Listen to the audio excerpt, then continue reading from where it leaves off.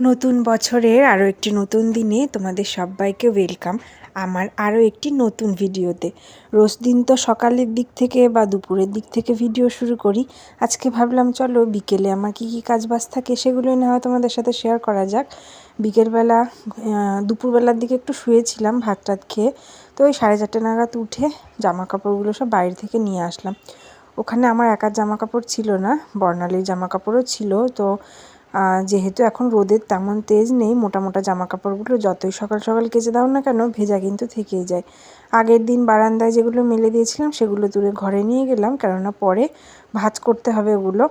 আর আজকে তোলা জামা কাপড়গুলো সব মেলে দিলাম। আর কিছু শুকনো জামা কাপড় ছিল সেগুলো ঘরে নিয়ে গেছি। বর্ণালীর জামা কাপড়গুলো এখানে মেয়ে চেয়ারের ওপর রাখলাম, ও পরে এসে নিয়ে যাবে। এদিকে দুপুরে খাওয়ার, তারপর রান্না করা, সকালের খাওয়া দাওয়া সব অনেক বাসন, সারাদিনের বাসন এখানে জমে রয়েছে, যেগুলো মেজে আমি উপর দিয়ে রেখেছিলাম, শুকোতে দিয়েছিলাম আর কি।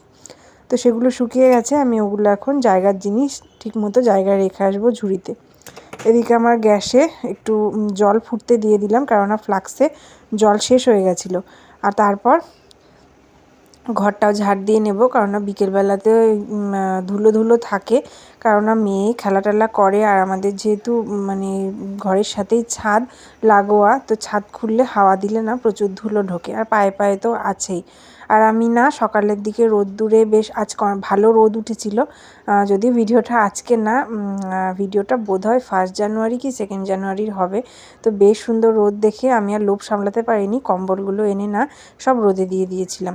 3খানা কম্বল রয়েছে এখানে, তো সব রোদ্দুর মানে আরেকটু আগে তুললে ভালো হতো গরম থাকতে থাকতে, কিন্তু আমার একদমই খেয়াল ছিল না। কিন্তু যাই হোক, যেটুকু রোদ পড়েছে একটু কেমন ভ্যাপসা গন্ধ হয়ে যায় না মেঘলা ওয়েদারে, সেটা কিন্তু কেটে গেছে। তো ওগুলো আমি এখন তুলে ঘরে নিয়ে যাব। রাত্রিবেলা এই গরম গরম কম্বলে শুতে বেশ ভালোই লাগবে। রোদ্দুর পড়লে দেখবে কম্বলগুলো যেন আরোই আগের চেয়ে নরম হয়ে যায়। আর ওদিকে আমি কম্বল তুলে নিয়ে এসে একটু চা বানিয়ে নিয়ে আসলাম। তো বড়মশার আমি ছাদে বসে বসে সেটাই এখন খাচ্ছিলাম। চা খেয়ে তারপর ওদিকে আবার সন্ধ্যা লেগে যাবে, সন্ধ্যাও দিতে হবে।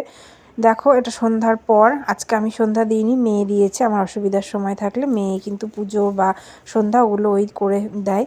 তো সন্ধ্যার পরে আমি একটু মুড়ি মেখে নিচ্ছিলাম, আর সাথে দুধ চা করে নিয়েছি। এখন 3জনে মিলে বসে বসে খাবো। সাথে বিস্কিট নিয়ে নিয়েছি। আজকে মেয়েও সন্ধ্যাবেলা চা খাবে আমাদের সাথে। তো এরকম করে সন্ধ্যাটা আমরা কাটালাম। এরপর মেয়েকে পড়তে বসাবো, আর বাবা চলে যাবে বাজারের দিকে। ময়দা মেখে রেখেছি, রাতে পরোটা করব।